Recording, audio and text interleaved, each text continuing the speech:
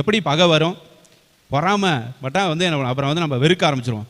பொறாமை வந்துச்சுன்னா நம்மளை விட வேகமாக வளர்ந்துட்டு போகிறானே, இவங்கிட்ட பெரிய கூட்டம் கூடுதே, இவன்கிட்ட நிறைய ஃப்ரெண்ட்ஸ் இருக்காங்களே அப்படின்னு நம்மக்கிட்ட எல்லோரும் வர்றப்போ, நம்மக்கிட்ட நல்லா பேசுகிறப்போ, நம்ம வீடு ஆசீர்வதிக்கப்படுறப்போ, நம்ம வந்து நல்லா இருக்கிறப்ப, நல்ல ஒரு பொசிஷனில் இருக்கிறப்போ எல்லோரும் என்ன பண்ணுவாங்க? சில ஆட்கள் எல்லோரும் சந்தோஷப்பட மாட்டாங்க, சில பேர் பொறாமப்படுவாங்க. பொறாமை நிமித்தம் இந்த பகை என்ன பண்ணிடும்? வந்துடும்.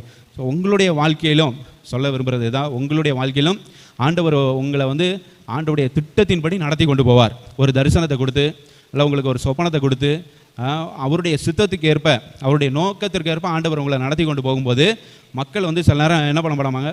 சந்தோஷப்பட மாட்டாங்க. என்ன இவன் மட்டும் இப்படி போயிட்டுருக்கிறாளே, இவன் மட்டும் ஆவியில் வளர்ந்துக்கிட்டு இருக்கிறாளே அப்படின்னு என்ன பண்ணுவாங்க? பொறாமப்படுறவங்க இருப்பாங்க. என்ன இவன் வந்து பயங்கரமாக இப்படி பண்ணிகிட்டு இருக்கிறான், இவனால் மட்டும்தான் இதெல்லாம் செய்ய முடியுமா அப்படின்னு சொல்லி ஒரு பொறாமை வந்து பகைக்கிறவங்க உங்களுடைய வாழ்க்கையில் என்ன பண்ணுவாங்க?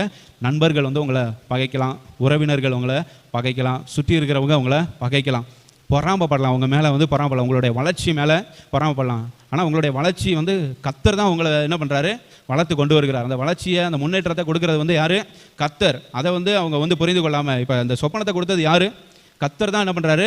யோசேப்புக்கு சொப்பனத்தை கொடுக்குறாரு. அது அவங்களால டிசைன் பண்ண முடியல, அதை பகுத்து அறிந்து அதை வந்து புரிந்து கொள்ள முடியல அண்ணன்மார்களால். ஆண்டவர் கொடுத்துருக்கிறாரு அப்படிங்கிறது அவங்களுக்கு தெரியல. சும்மா சாதாரணமாக வந்து என்ன பண்ணுறாங்க? நினச்சிட்டு இப்போ நீ பெரிய ஆளாக இருவ, நாங்களாம் உன் காலில் கிடக்கணும் அப்படி சொல்லி, இப்படி தானே சொல்ல வர்ற அப்படி சொல்லி என்ன பண்ணுறாங்க? பொறாமப்பட்டு அவனை இன்னும் அதிகமாய் பகைத்தார்கள், யோசேப்பை இன்னும் அதிகமாக பகைத்தார்கள் அப்படி சொல்லி பார்க்குறோம். ஸோ அப்போ அதனால் அவனுக்கு சாதகமாக அவங்க வந்து பேசலை அப்படின்னு சொல்லப்பட்டிருக்கு. 4ஆம் வசனத்தில் வந்து பார்த்தீங்கன்னா, அவன் சகோதரர் இதெல்லாம் கண்டபோது அவனுடைய பட்சமாய் பேசாமல், they didn't speak in favor of him. அவனுக்கு ஏதாச்சும் ஒன்று நடந்துச்சுன்னா அவனோட ஃபேவரில், அவனோட பட்சமாக என்ன பண்ண மாட்டாங்க? பேச மாட்டாங்க. அவனுக்கு வேணும், ஏதாச்சும் ஒரு அடி வாங்குறான் அப்படின்னா நல்லா அடிக்கணும் அப்படின்னு என்ன பண்ணுவாங்க? கஷ்டப்படுகிற பொழுது, அவன் துன்பப்படுகிற பொழுது அதை பார்த்து சந்தோஷப்படுறாங்க. ஏன்னா இவங்களோட பொறாமை அதிகமாகுது, இவங்களோட பகை அதிகமாகிட்டு இருக்கிறது.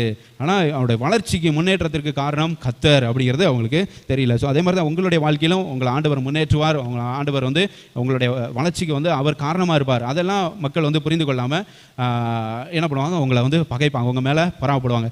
இந்த அம்புகள், உங்களை நோக்கி வருகிற அம்புகள் பொறாமையின் அம்புகளாக இருக்கலாம், பகையின் அம்புகளாக இருக்கலாம். ஆனால் நீங்கள் அதெல்லாம் பார்த்து என்ன பண்ணிடக்கூடாது? பயந்துடக்கூடாது.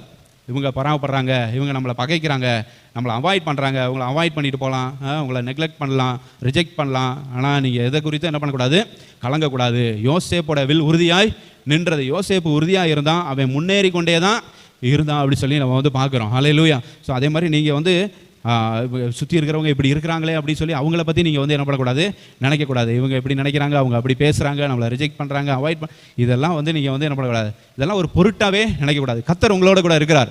கர்த்தர் யோசேப்போடு கூட இருந்ததுனால அவன் இதெல்லாம் ஒரு பொருட்டாவே என்ன பண்ணல? எடுத்துக்கொள்ளலை.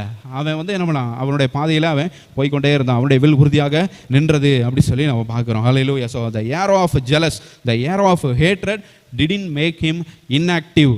அவனை வந்து செயலிழந்து போக வைக்கலை.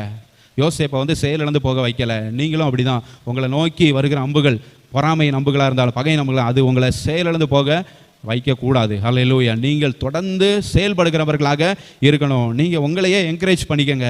கர்த்தருக்குள்ளே உங்களை என்ன பண்ணுங்கள்? திடப்படுத்திக் கொள்ளுங்கள்.